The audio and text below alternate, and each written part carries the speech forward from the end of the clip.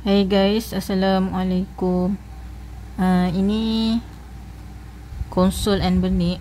Ada yang tanya saya pasal game GTA. Okay, ini saya tunjukkan lah. Ada beberapa yang tanya. Okay,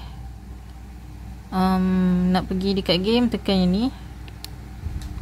Okay, yang ini untuk tahun 2004 PSP. Okay, saya ambil yang ni. Kat sini ada game GTA Vice City Stories yang ni, dengan ada lagi satu tahun yang sama. Sekejap.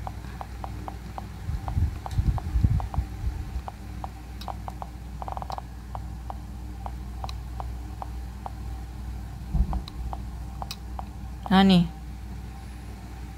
GTA Liberty City Stories. Okay,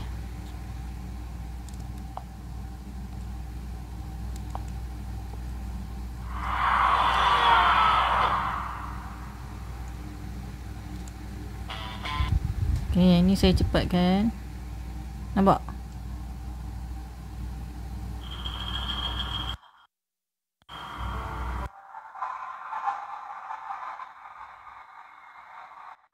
Tu.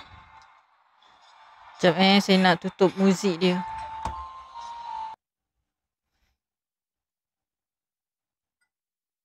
Okay, ni nak buka setting, tekan yang ni. Untuk audio,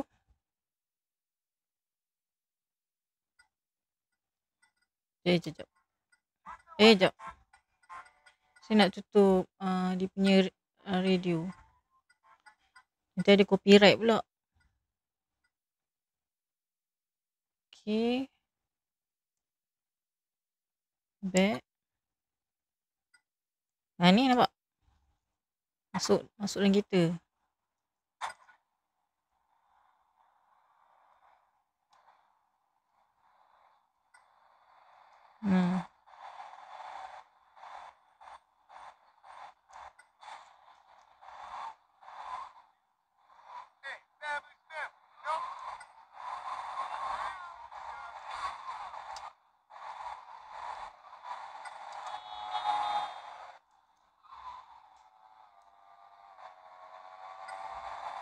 Ui.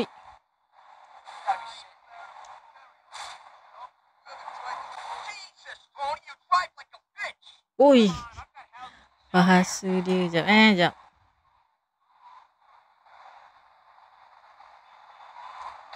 Allah.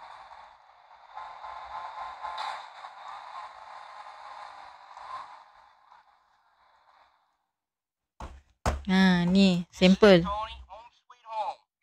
Sampel GTA. Okay, ini je, bye.